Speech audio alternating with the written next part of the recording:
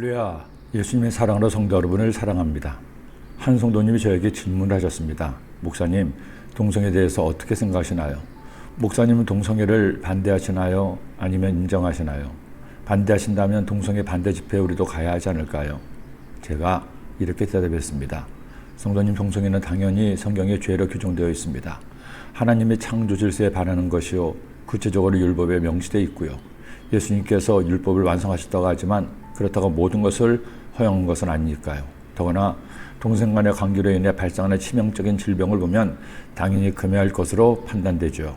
그러나 동성애가 죄라고 해서 동성애자를 교회에서 금하고 정죄하는 것은 옳지 않습니다. 예수님께서는 그 누구라도 판단하지 말 것을 말씀하셨거든요. 예수님 당신도 의인을 부러오신 것이 아니라 죄인을 부러오셨다고 하셨죠.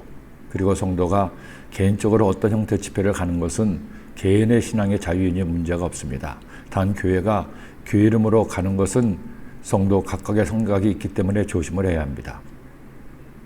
하나님께서 세상의 모든 생명을 창조하시고 그것들이 생육하고 번성하도록 성적인 결합을 하도록 지으셨습니다. 단지 동물만이 아니죠. 식물조차도 암수가 있어 그것들이 결합이 되어야 새로운 생명이 탄생됩니다. 그런데 모든 생물은 그렇게 짝짓기를 하는 시간이 따로 정해져 있는데 오직 사람만이 따로 시간을 정하지 않고 언제든지 짝짓기를 할 수 있습니다. 그만큼 하나님의 형상대로 지음받은 사람이 생육하고 번성하기를 하나님께서 원하셨기 때문일 것입니다.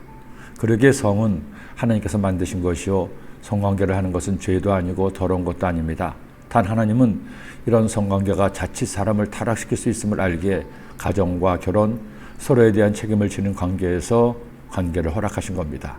특히 가장 혈기가 왕성한 청소년, 청년 시기에 자칫 잘못돼서 정욕을 주체하지 못하면 일생을 망가뜨리는 우를 범할 수 있기 때문이죠. 그러기에 솔로몬은 오늘 말씀에서 이처럼 엄히 경계하고 있습니다. 여러 가지 고운 말로 유혹하며 입술이 호리는 말로 깨물어 젊은이가 곧 그를 따랐으니 소가 도수장으로 가는 것 같고 미련한 자가 벌을 받으려고 쇠슬에 매이러 가는 것과 같도다. 서로에 대한 사랑이 아닌 쾌락만을 추구하는 성관계는 남자든 여자든 치명적인 파멸을 가져올 수 있기 때문입니다. 그러기에 사랑 안에서 서로에 대한 책임을 지고 서로를 배려하는 관계야말로 하나님이 원하시는 관계입니다. 그 중에서도 동성 간의 성행위는 사람이 쾌락을 추구하는 끝을 보여주는 것이기에 더욱 금해야 할 일인 것입니다.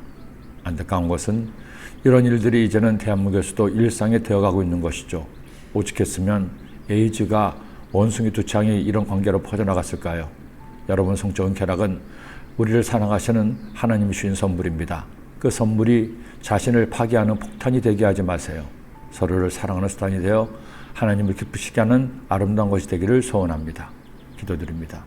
사랑의 예수님, 우리에게 귀한 몸을 주시고 생육하고 번성하도록 했는데 그 귀한 것을 나를 파괴하는 것으로 바꾸지 않도록 저희들 경계하고 조심하고 주님의 은혜 가운데 행하게 하여 주옵소서. 예수님의 이름으로 기도드립니다.